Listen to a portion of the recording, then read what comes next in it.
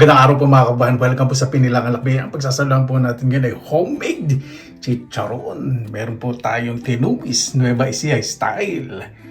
Siyempre, Kapampangan, sisig. At meron po tayong mainit na sabaw. Tara, samahan po man ninyo kung mag-prepare. Pag nagugutom na po kayo, pwede po i-fast forward. Napakasarap po talaga ng tinumis. Siyempre sa tinumis po, paasim po talaga. Sampalok, bulaklak o dahon, hindi po suka. Original po talaga ang tinumis sa Nueva Ecija. Gagamit po ako ng pork belly na balat. Medyo pagchichicharon ko lang po ng bagay para mas masarap po yung ating tinumis. O, di ba? Lalagay ko na pala lahat para din sa sisig. Ihiwalay ko na lang po kapag medyo nagchichicharon. Hindi naman po yung sobrang chicharon, yung nagiging crispy. Tingnan na po natin. Yan, ito po yung maganda. Yung medyo nagchichicharon. Masarap po ito sa tinumis at sa sisig. Ahon na po natin lahat. Isa na po natin magluto ng tinumis. Isa po muna tayo ng bawang. Gusto ko po sa bawang golden brown. Sa tuwing nagigisa po ako para mas malasa. Sunod ko na po ang sibuyas. Yung mantikang ginamit ko po, ito po yung katas ng balat ng liempo.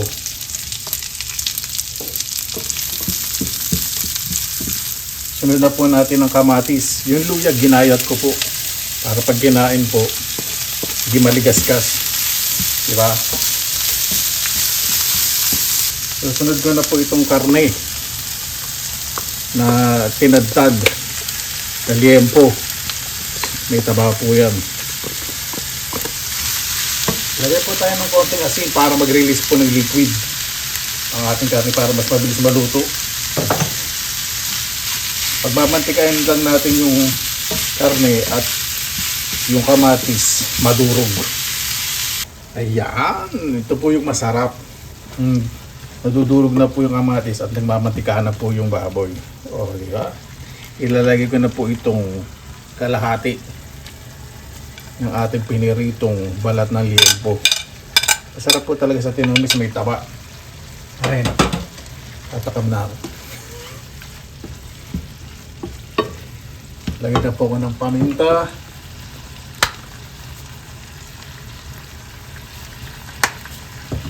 Lalagyan ako ng konting tubig. Ayoko po masyadong yung malapot sa tinumis, ayoko po. Gusto ko po yung malabnaw ng bahagya. Yung pag hinalo nyo, lumilito yung laman. Ganun po yung gusto ko.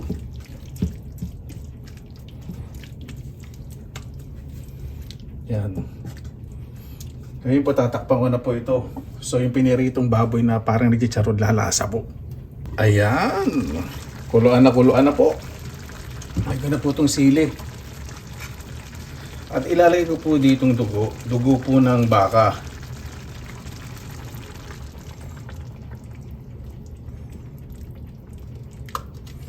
Yan. Ito na po. Nabibili po ito ng frozen at malinis. Dahil dito po ang regulation talagang napakahigpit po pagdating sa mga pagkain. Lagyan ko na po yan.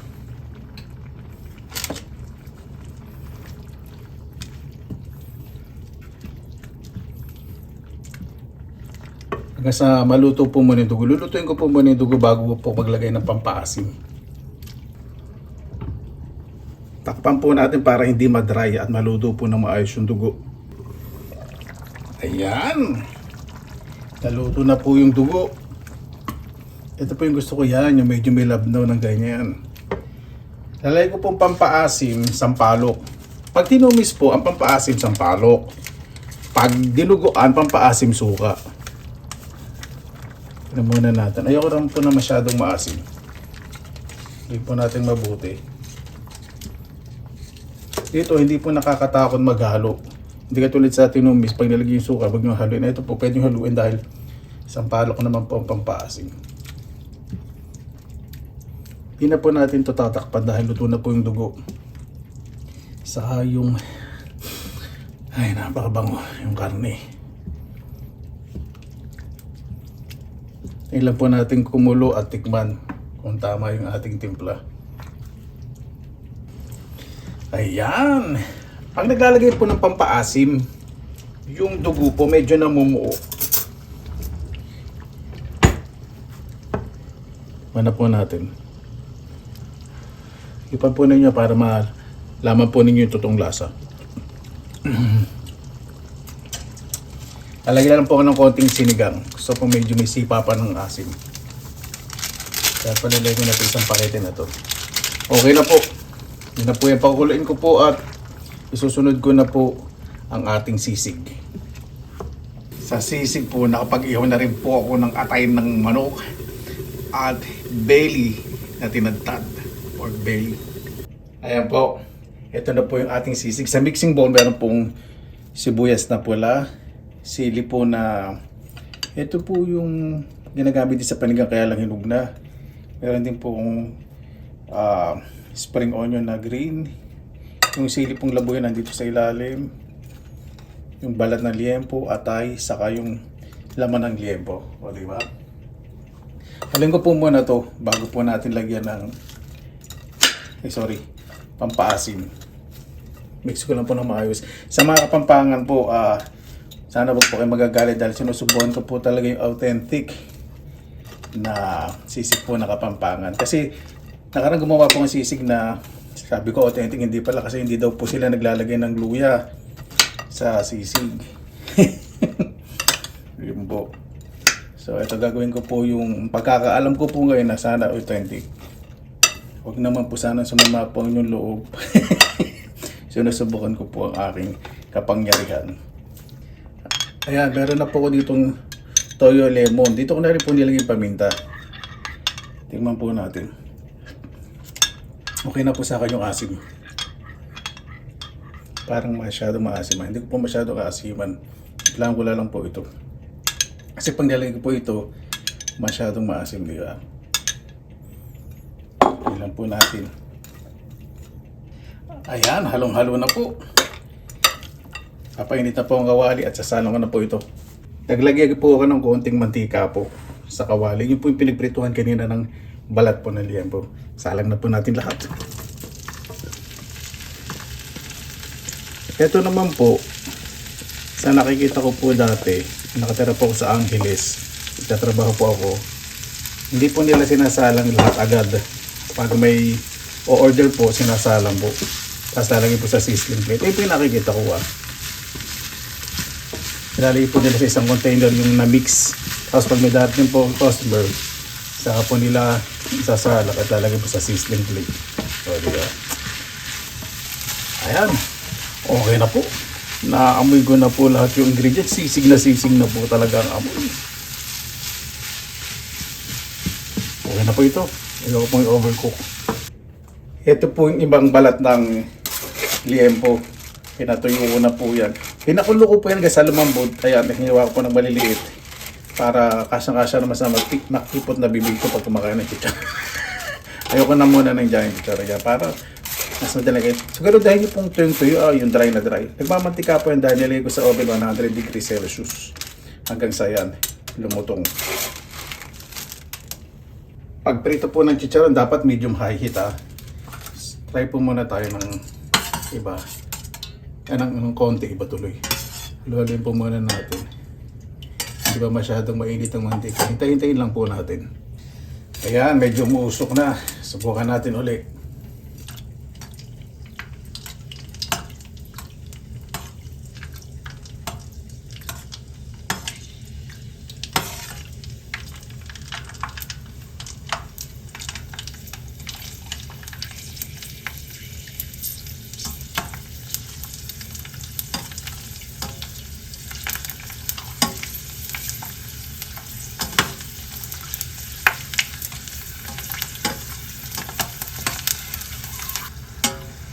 Medyo okay, konting init pa. Ayan, kumukulo-kulo na. Sigurado naman okay na yan.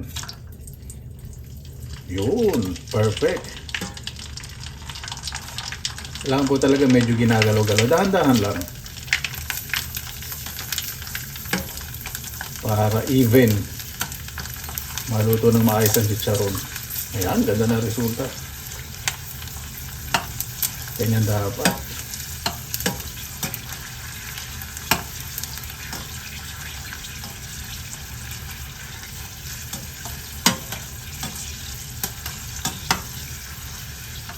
Diba? Daling maluto.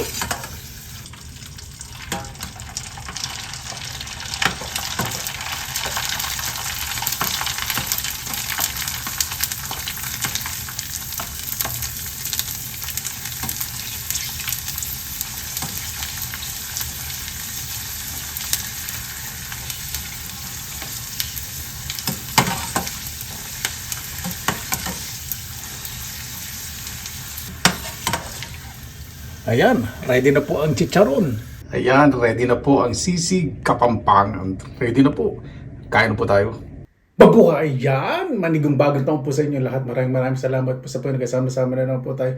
Naway safe po lahat. Bago ba tayo sa pasalamatan po muna natin, Panginoon. Panginoon, maraming salamat po sa binigay niyo po sa amin. Ibigay sa araw at sa bagong taon po. Naway ang bawat isa po ay sumalubong po na meron pong pagmamalasakit at iwasan na po ang galit sa puso at isipan. Kaya na po bahala po sa amin, sinusuko na po namin sa inyo lahat sa kanila sasabihin. Abasa na po natin. Papamana ko ng sabaw. Ito yung pinagkulaan po ng lempo. Lagyan ko po ng murang sibuyas. O, diba? Alam niyo po yung nangangatog at napapawisan ng malamig sa gutom. Yun po yung nararamdaman ko sa tagal ng niluto natin. Kaya po nagluto ko ng maraming ganyan kasi gusto ko po mag-stock po ako sa freezer. Ito po ilagay sa freezer itong tinumis. Saka ito pong sisig, pwede po yan.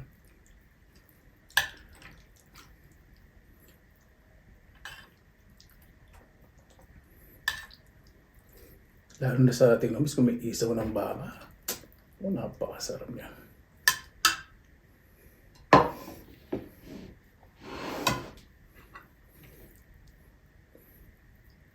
Design lang po itong lemon. Tanggalin na nga natin.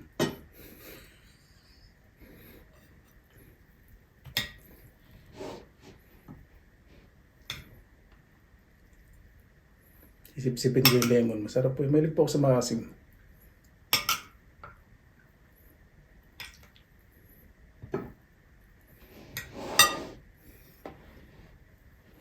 Yan. Pasahan muna natin dito sa nangangatog.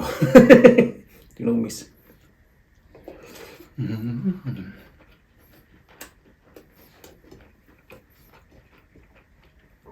balat po ng lempo, napakalambot. Napakasarap. Tapos yung karne may konting tawa.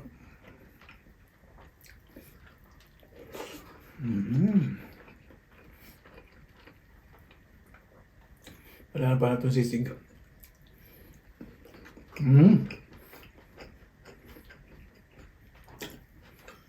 May lutong orange juice po, inumin natin. May lutong, masarap.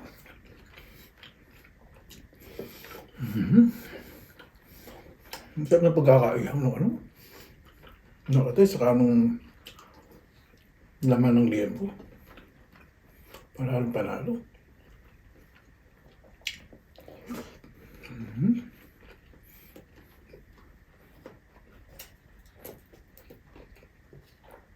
Pinakulat po yung suka.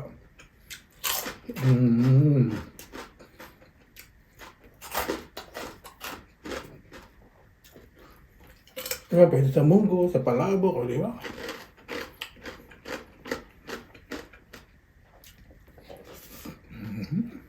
Oh.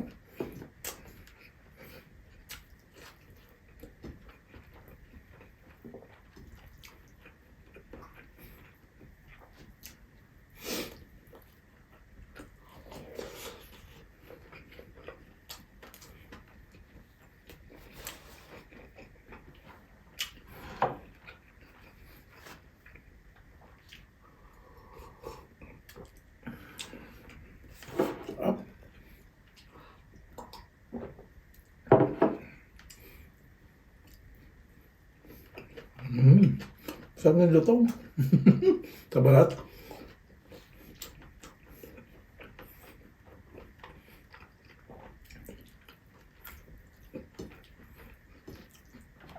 Manyaman. Naimas. Nagimas. Namit. Lami. Sabroso.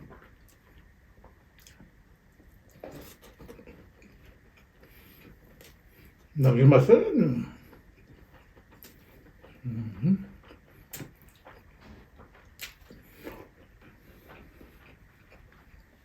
Walang space. Sarap na tinumis. Nakatikim po. Namalit po ako. Gusto ko pa sa tinumis. Yung bulaklak po ng sampalok. Naku, napakasarap po nun. Yung matatanda po ng araw, ganun po yung luto. Napakasasarap.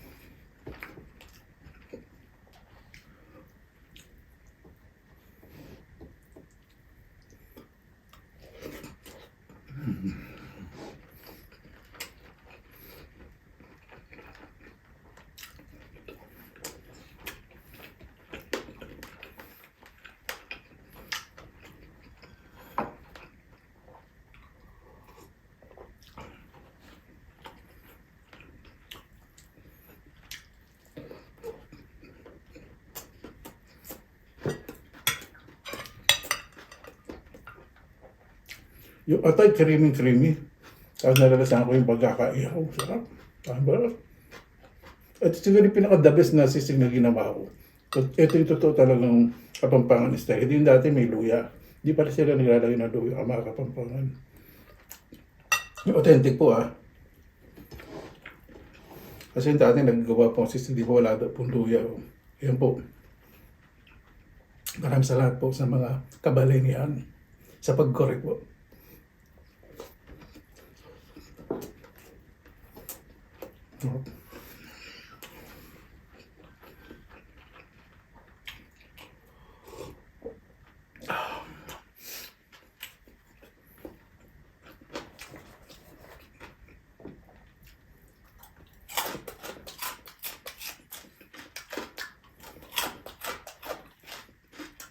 Pag may chicharon po, masaya po ako. Kasi pag hindi po alam mo, mukbang ulam ko po sa kanin yan eh.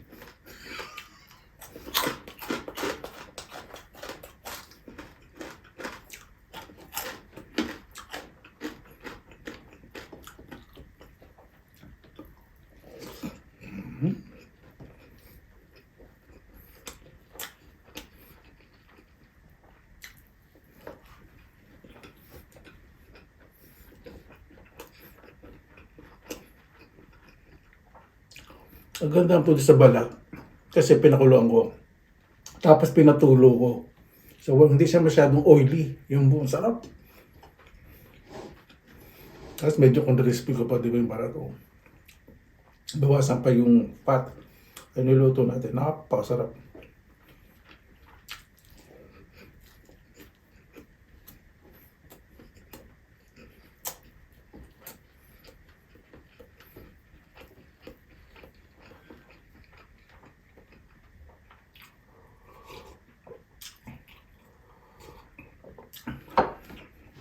Yung isang kaibigan ko pong film, yung nagtatravel, gusto po itong sisig.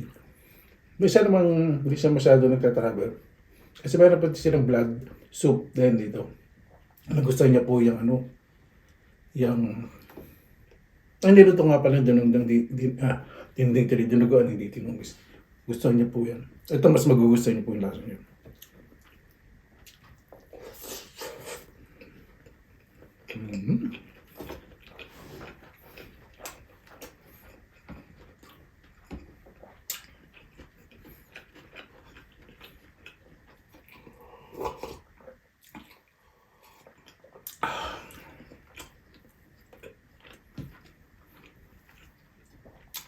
Pag hindi po ako nagmukbang, sabaw sa kachicharon ako. Tapos may suga pong pinakurat.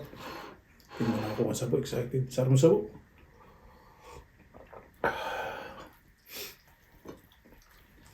Tinumis yung karne, saka yung balat, napakalambot.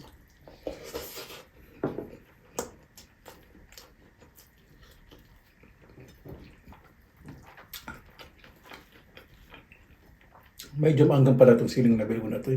Itong hinog parang siling panigang maanggang pala.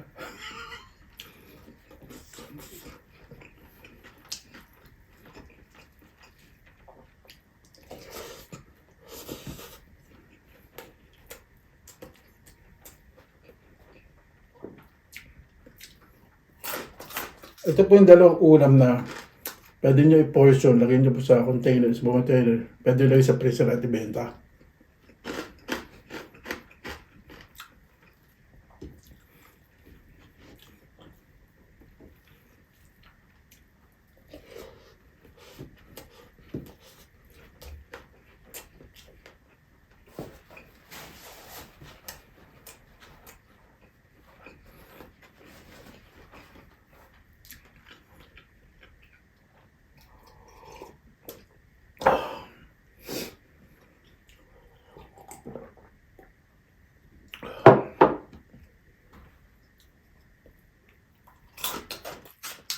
Talagang suka ang pinakulat sa chicharon. Perfect na perfect.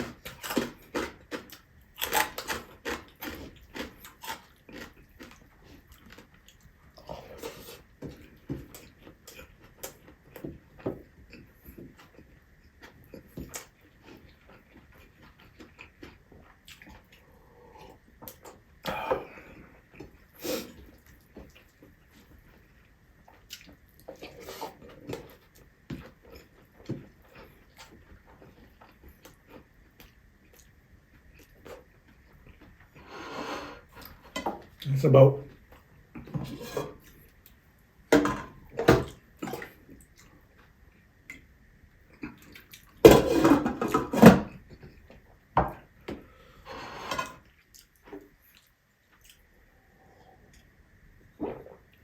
Napakatamis nitong, yung tamis niya.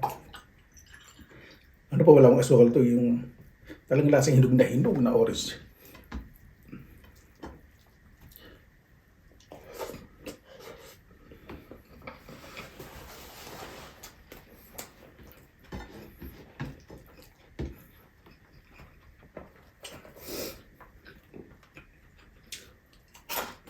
Mamaya magtsatsa po ako.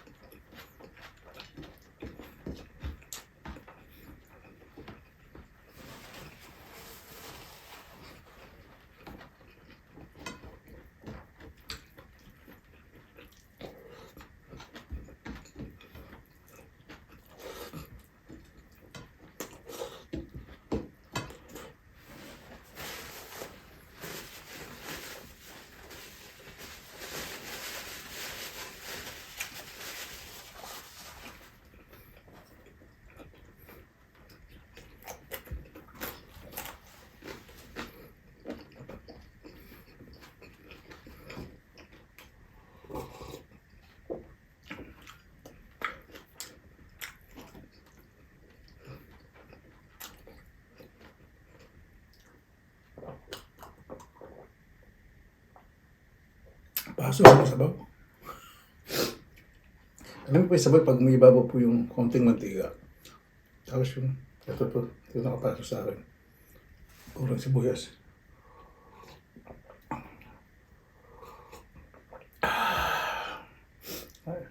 Naiyak ako doon ha.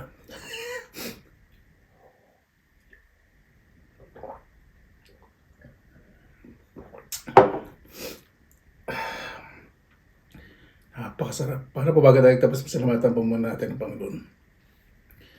Panginoon, maraming salamat na po sa biyang binigay niyo po sa amin sa araw na ito na yung bawat isa po ligtas. Ngayon pong bagong taon, marami po ninyo sa resolution. Kung hindi po natupad yung last year, alam po namin meron po kayong balak na mas maganda po sa amin lahat. Okay, Ang bawat isa magkaroon po ng pasensya, huwag pong susuko at tumabang po ng patas. Kayo na po bahala po sa amin, sinusuko na po namin sa inyo lahat sa kalan na sasabihin. Excuse me. Paano po, maraming salamat na po sa inyong oras na ilan sa Pinila Kalakbay. Basta lagi po tayong positive vibes, good vibes. Excuse me. God bless, ingat po lagi mga araw. Laban lang!